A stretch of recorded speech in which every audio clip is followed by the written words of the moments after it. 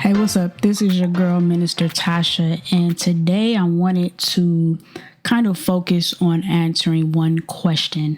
That question is, who are you? Mark Twain states, the two most important days in your life are the day you are born and the day you find out why. While I do believe that there is some truth to that statement, I would honestly add that there is one additional day that is also important, and that's the day you find out who you are.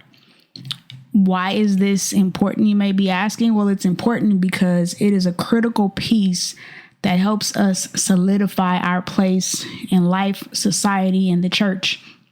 It helps us discover our purpose.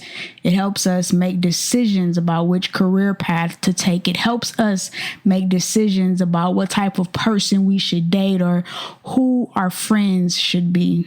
Knowing who you are is important. And discovering who we are is not just a journey that young people take.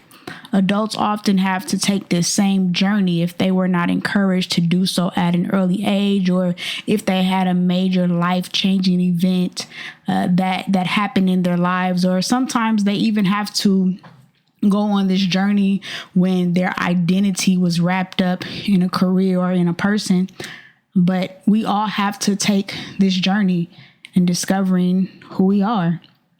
Those who may be opposed to all of the technological advances may argue that our issues with identity and discovering who we are can be blamed on social media. I mean, we have all kinds of filters on Snapchat and Instagram that can hide our flaws or even make us look like someone else.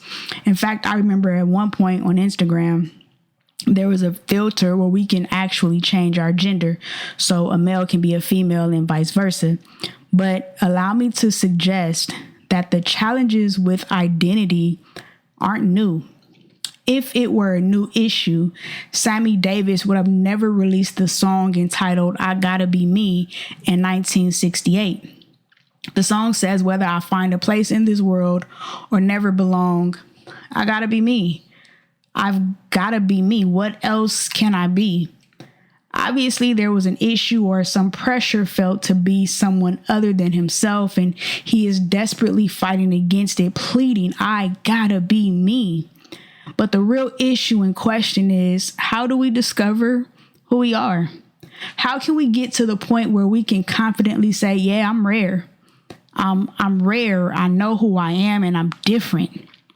Well, one of the best ways to find out who we are is to see what God says about us. After all, he did create us, so he must know everything about us. Let's look, for example, at Psalm number 139, specifically verse 13. And it says, for it was you who formed my innermost parts. You knit me together in my mother's womb. The word knit is a verb that means to make something by interlocking pieces together firmly and close. In other words, God took his time when putting together the plan for us and our lives. We are God's handiwork, uniquely created and formed or made by him. When we think about something being made in large quantity, we get the visual picture of a factory with large machines set to make all of the products the same. Take, for example, those Pro Club shirts or some other mass production product. For the most part, the stitching on the shirts are the same. The placement of the logos are the same, et cetera, et cetera. However, this is not the case with us. We are more like marbles. And if you've ever taken a bag of marbles and really looked at it and examined the marble, each marble is different. There are no two marbles, even in the same bag, that are exactly alike. Not only are we God's handiwork, but we're also God's excellent children. Let's go back to Psalm 139, verse 14. It says, I praise you, for I am fearfully and wonderfully made. Wonderful are your works that I know very well. I'll be honest, I spent a while trying to figure out the relationship between fearfully and wonderfully, because when I looked them up, both words were defined as unusual, wonderful, distinguished, and separate. Now, why would God use different words that mean the same thing to describe us. Well, typically, we are used to seeing two separate but connected ideas like I am above and not beneath, or ice cream and cake, or peanut butter and jelly. We do not see, and our mind is not accustomed to understanding peanut butter and almond butter going together. But then I live in the hood. I come from the hood, and I think about the saying, when we're saying something, we say, for real, for real. You see, we use that when we are absolutely serious about what we just said. We use that when we are being 1000% truthful. We could be in a circle of friends and we can be joking around, but when we want to make sure that they understand that what we're saying is serious, we'll say, no, for real, for real.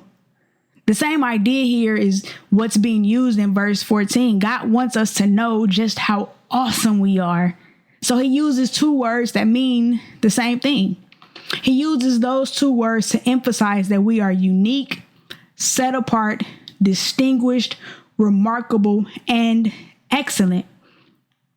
So I want us to really dig deep and discover who we are. Who we are isn't tied to our titles. It isn't tied to what we do for a living. It isn't tied to being a mother or father or a grandparent. That's not who you are. You see, you were somebody before those titles came along. So over these next few weeks, or however long it takes you, I really want to challenge you and discover who you are. You are unique. You are set apart. You are distinguished. You are remarkable. You are excellent.